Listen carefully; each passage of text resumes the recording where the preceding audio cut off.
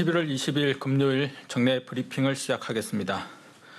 오늘 0시 기준 국내 발생 환자는 320명입니다. 8월 28일 이후 최대치를 기록하였습니다. 수도권의 환자는 200명대를 넘은 218명으로 전체 약 68%이며 그 외 비수도권 지역이 102명입니다.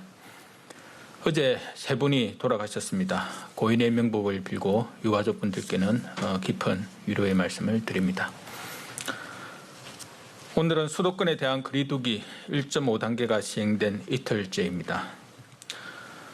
오늘 0시 기준으로 11월 14일부터 20일까지 지난 한 주간의 국내 하루 평균 환자는 228명으로 지역별로는 수도권 153명, 강원권 17명, 호남권 25명 등으로 나타났습니다. 특히 수도권의 경우 서울의 감염 확산 속도가 빨라 매일 20명 내외의 환자 증가가 계속되고 있습니다. 그 외 지역도 산발적인 집단 감염이 계속 증가하고 있습니다. 수도권의 경우 지역사회 유행이 본격화되며 대규모 유행으로 진행되는 양상이 점점 분명해지고 있고 지난 2, 3월과 8월에 이어 세 번째 유행이 진행되고 있다고 판단합니다. 수도권의 환자 증가 추세가 완화되지 않고 계속돼 주간 하루 평균 환자 수가 200명에 도달하는 등 2단계 기준을 충족한다면 2주가 경과되지 않더라도 2단계 격상을 검토할 것입니다. 국민들의 일상과 생업에 심대한 영향을 미칠 2단계로의 격상 없이 현재의 사항을 반전시킬 수 있도록 국민 여러분의 협조를 당부드립니다. 특히 수능이 2주째 남지 않았습니다. 정부는 거리두기 상향과 함께 어제부터 수능 특별 방역 기간을 설정하고 학원, 스터디 카페, 노래방 등의 방역을 강화하였습니다.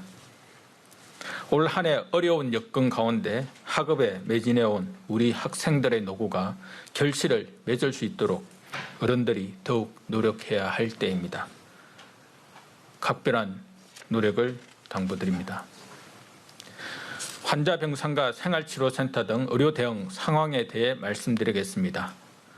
환자 수가 최근 크게 증가하며 위중증 환자도 오늘 84명으로 차츰 늘어나고 있습니다. 즉시 환자가 입원할 수 있는 중환자 병상은 11월 19일 기준 총 112개로 현재는 중환자 치료의 여력이 있는 상황이나 중환자가 계속 증가할 것이기에 긴장감을 가지고 대응하고 있습니다. 중환자 병상을 지속 확충하고 있고 국가지정 입원 치료 병상 가운데 중환자 치료가 가능한 병상을 전담 치료 병상으로 지정하여 연말까지 전담 치료 병상을 총 200여 병상까지 확보할 예정입니다.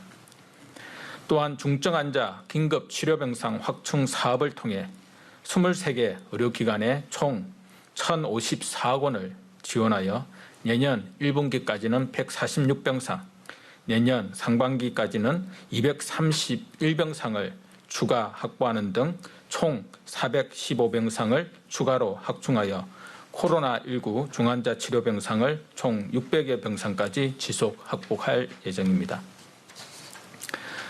아울러 11월 16일부터 재원 적정성 평가위원회를 운영하여 중환자의 증상이 호전되면 중등도 이하 병상으로 전원하여 확보된 중환자 병상의 순환을 활성화하고 자원을 효율적으로 관리하고 있습니다. 중환자 치료를 위한 간호사 인력도 양성 중으로 현재까지 총 62명이 수료하였으며 올 연말까지 약 400여 명을 양성할 예정입니다.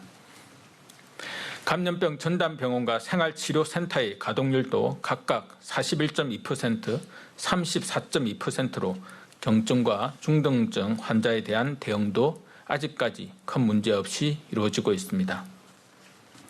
코로나19의 추가적인 확산에 대비하여 환자의 중증도에 따라 병상을 효율적으로 운영하며 권역별 공동 대응 체계를 계속 가다듬겠습니다. 생활치료센터는 지속 확충 중으로 서울시에 최근 2개소를 신규 개소하였고 추가로 1개소를 개소할 예정입니다. 또한 수도권과 충청권에서 운영 중인 중수본 지정 권역별 생활치료센터 외에 경북권 호남권의 추가 설치를 위해 지자체와 협의 중에 있습니다. 코로나19 환자에 대해 최선의 치료를 제공하도록 의료 역량을 지속 확충할 수 있도록 하겠습니다. 지자체별 거리두기 단계 조정 가이드라인에 대해 말씀드리겠습니다. 최근 환자 증가에 따라 자체적으로 단계를 격상하는 지자체도 늘고 있습니다. 단계 격상은 방역에는 효과적이나 서민경제에 피해를 미칠 수 있는 만큼 지역의 유행 위험도를 합리적으로 고려하여야 합니다. 이를 위해 지자체의 단계 조정에 대한 가이드라인을 마련하여 지자체가 거리두기 단계 조정을 결정할 때 이를 참고하도록 조치할 계획입니다. 주요한 지표로 인구 규모에 따른 주간 환자 수와 집단 감염 발생 양상 두 가지를 제시하였습니다. 지자체의 인구수가 작을수록 소규모 집단 감염에도 인구 비례를 기준으로 한 환자 수가 크게 증감하기에 인구 10만 명 이하인 지역은 일주간 총 환자 수가 최소 15명 이상일 때 1.5단계로의 상향을 검토하도록 하였습니다. 그 외 지역은 주간 하루 평균 환자 수가 인구 10만 명당 1명 이상일 경우 1.5단계 격상을 검토하도록 안내하였습니다. 이와 함께 집단 감염이 특정 시설 한두 곳에 한정되어 발생하는지 여러 집단에서 동시다발적으로 나타나는지도 중요한 판단 지표로 볼 수 있도록 하였습니다. 다만 제시된 기준을 참고하되 시도에서 주민의 생활권 등 지역 특성을 고려하여 단계 조정을 결정할 수 있도록 하였습니다. 단계 조정 절차는 기초지자체는 시도에서 판단하도록 하고 시도는 중수본과 협의하여 결정하도록 하였습니다. 현재의 확산세를 차단하지 못한다면 지난 2, 3월 이상의 규모로 전국적 대유행 국면에 진입할 수 있습니다. 우리 모두를 위해 적극적으로 협조해 주실 것을 간곡히 부탁드립니다.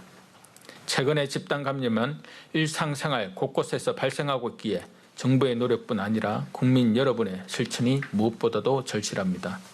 이에 세 가지 당부 말씀을 드리고자 합니다. 첫째, 당분간 모든 모임과 약속을 연기하거나 취소하여 주시기 바랍니다. 특히 식사가 수반되는 회식 등은 마스크 착용이 곤란하여 위험도가 높은 만큼 반드시 취소하기를 요청드립니다. 둘째, 사람들이 많이 밀집하는 실내 다중이용시설, 특히 마스크 착용이 어려운 사우나, 실내 체육시설 등의 이용은 삼가시기 바랍니다. 셋째, 코로나19는 언제 어디서든 감염될 수 있습니다. 발열이나 호흡기 증상이 있다면 출근이나 등교를 하지 말고 신속하게 검사를 받으시길 당부드립니다. 공공부문에서도 함께 노력하겠습니다. 특히 거리두기 1.5단계로 격상된 지역에서는 모임과 회식, 대면 회의와 출장 등을 자제토록 하고 재택근무와 시차 출퇴근제, 점심시간 시차 운영을 적극 활용토록 조치하였습니다. 민간 사업장에서도 동참해 주실 것을 당부드립니다. 국민 여러분 모두 위기의식을 갖고 정부와 함께 싸워주시기를 부탁드립니다. 특히 이번 주말을 맞아 계획하고 있는 외출과 모임은 최대한 자제하여 주시고 꼭 필요한 경우가 아니라면 집에 머물러 주시기 바랍니다. 절박한 마음을 담아 재차 간곡히 말씀드립니다. 여기서 코로나19의 확산세를 꺾을 수 있도록 국민 여러분의 생활방역 실천을 거듭 부탁드립니다. 감사합니다.